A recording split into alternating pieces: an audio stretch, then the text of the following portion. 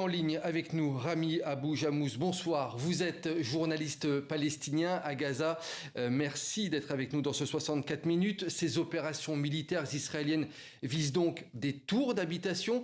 Vous habitez à côté de l'une de celles qui a été visée. Comment allez-vous tout d'abord aujourd'hui? Comment vous avez vécu ces attaques? Déjà, on est toujours vivant, donc c'est déjà bien. Pendant cette guerre-là, ces massacres, on est en train de vivre. Oui, il y a même une demi-heure encore, un grand bâtiment qui s'appelle le bâtiment Roya qui a été aussi terrassé, bombardé. Et c'est la stratégie qu'ils ont commencé à prendre depuis hier ou avant-hier. C'est que toutes les tours, ils vont être visées, et surtout que dans la ville de Gaza, et l'ouest de la ville de Gaza, c'est connu avec les grandes tours. Moi, j'y habite dans une grande tour. Et malheureusement, c'est la peur et c'est la panique parce qu'on ne sait pas c'est quand ça va être notre tour qui va être bombardé. Pour moi, personnellement, moi et ma femme, mes enfants, on a préparé les valises.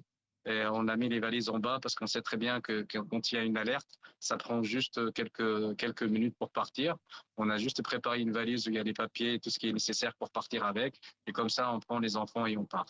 Apparemment, cette politique, c'est pour, je pense, obliger les gens de partir vers le sud, parce qu'il y en a beaucoup qui ne veulent pas partir vers le sud. Et quand on bombarde une tour, c'est à peu près 50 familles qui sont dans la rue, et justement pour les faire pousser à aller au sud. Et justement, Rami Abou Jamous, selon Israël, près de 100 000 habitants seraient déjà partis, auraient déjà évacué la zone. Vous confirmez ces affirmations? Vous avez vu beaucoup de vos voisins, des habitants de la ville, quitter justement cette zone? Oui, il y en a pas mal qui ont quitté et qui sont partis vers le sud, ceux qui ont trouvé une alternative ou une place. Parce que malheureusement, le sud, c'est plein. Il y a pas un endroit vide, il n'y a pas un terrain vide, il n'y a pas même pas un mètre carré vide, surtout dans la zone dont on appelle la zone d'Al-Mawasi. Cette zone-là est surpeuplée maintenant, et c'est pour ça que la majorité de la population, ils sont restés à Gaza. Ils veulent pas partir.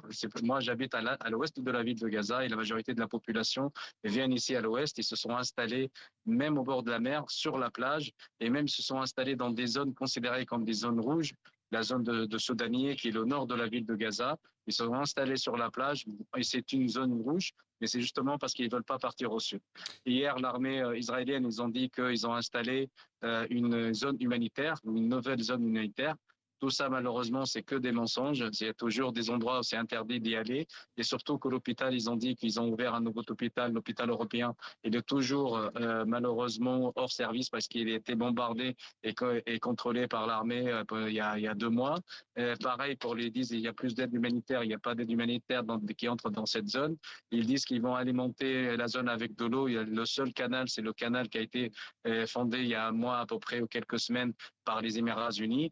Donc malheureusement, tous ces mensonges qui appellent la population d'aller au sud, ça n'existe pas, il n'y a pas de place.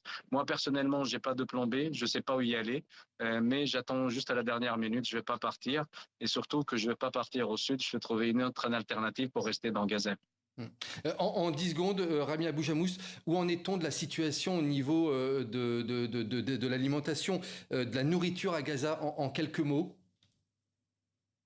Et malheureusement, il y a toujours la famine, la malnutrition, surtout que l'aide humanitaire qui entre, c'est entre 70 et 100 camions par jour, ce qui est toujours satisfait pas les besoins de 5 mois de fermeture. Et surtout, parmi les 100 camions qui entrent, il y a le secteur privé.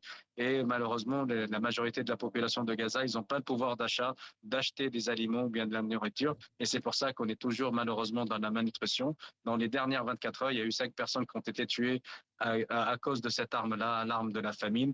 Parmi eux, 2 enfants malheureusement. Et donc, la situation humanitaire, c'est de pire en pire, pas que dans la nourriture, mais aussi au niveau de l'installation. Les gens, ils sont toujours sous des tentes, sous des bâches, dans des conditions de vie très difficiles, avec un grand manque d'eau et de nourriture.